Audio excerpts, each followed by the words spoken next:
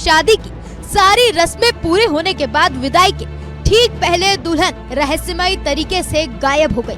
कई घंटों की तलाश के बाद भी जब उसका कोई पता नहीं चला तो मजबूरन दूल्हे को बिना दुल्हन के बारात के साथ वापस लौटना पड़ा।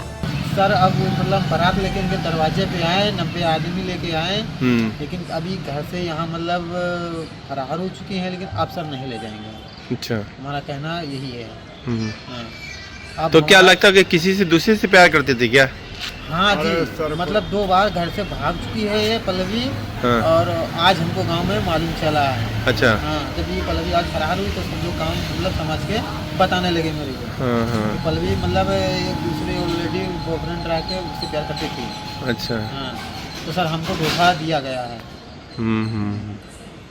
हमारा मतलब यही कहना है सर। बाराती सब चले गए? बाराती सर सब आप हैं और पिताजी बस? हाँ, हम हैं सर, और हमारे पिताजी, हमारे नाना जी। अच्छा। मामला शहर कोतवाली के बंकी कस्बे का है। बंशीलाल गौतम की बेटी पल्लवी की शादी मुंगेर थाना इलाके के सुनील गौतम के साथ तय हुई थी। मंगलवार रात धूमधाम से बारात पहुंची। बारातियों का स्वागत हुआ, द्वार पूजा की रस्में पूरी की गई और देर रात 7 फेरों के साथ विवाह संपन्न हुआ।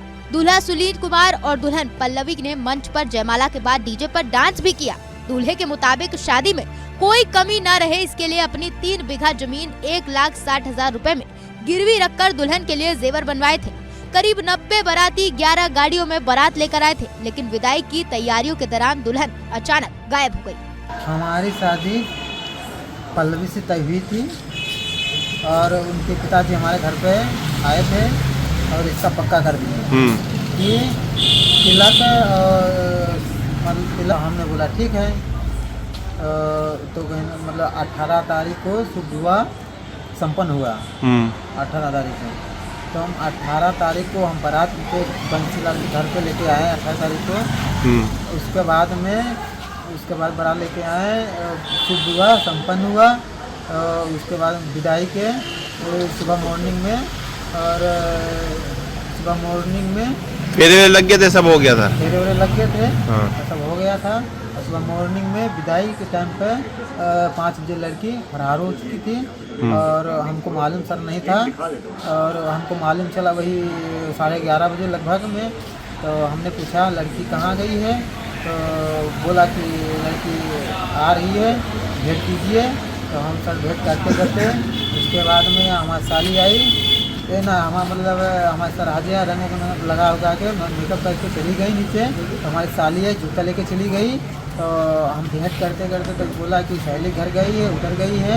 तो हमने चलो ठीक मान लिया, चलो गई सहेली घर तो आधा घंटा में आई ही जाएगी। तभी भी नहीं आई।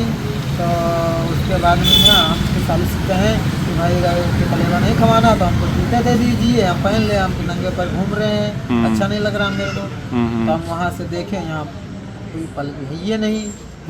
तो हम फिर 112 नंबर सर डायल किए। तो 112 नंबर डायल किए तो सर आई।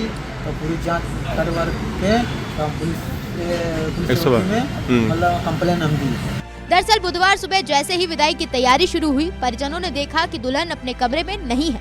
घर वालों को शुरुआत में लगा कि वो आसपास ही होगी, लेकिन तलाश तेज होने पर दोपहर तक उसका कोई पता नहीं चला। इससे दोनों परिवारों में हड़कंप मच गया। काफी खोजबीन के बाद ये बात सामने आने लगी कि दुल्हन संभवतः अपने कथित प्रेमी के साथ फरार हो गई। अब यार ये दवा हुआ बेसर मानते हैं बप्पा हमारे, तो बेल कर मानते हैं। तो हम अब यार हैं तो बहू नहीं मिल रही है तो आप परेशान हैं? वो जो नहीं बताएंगे कहीं हम मानते हैं तबीयत सत्र खराब है। अच्छा अच्छा। तो वही जब सत्र बताएंगे हम मानते हैं तो अब यार हैं तो मान लिए हैं। तो हम कहने हो सकते तबीयत खराब हो गई हुई। तो चौकी में मदद मिली है आपको? यहाँ मदद मिली? कितने घंटे हो गए? मदद दिखाई जा रही है। देखो कितनी देर से आप लोग यहाँ पे? यहाँ हम सर कम से कम 5 घंटे से हैं। आशंका जताई जा रही है कि शादी की सभी रस्में पूरी करने के बाद उसने रात में ही मौका पाकर प्रेमी के साथ भागने का प्लान बनाया और फिर उसको अमल में लाया।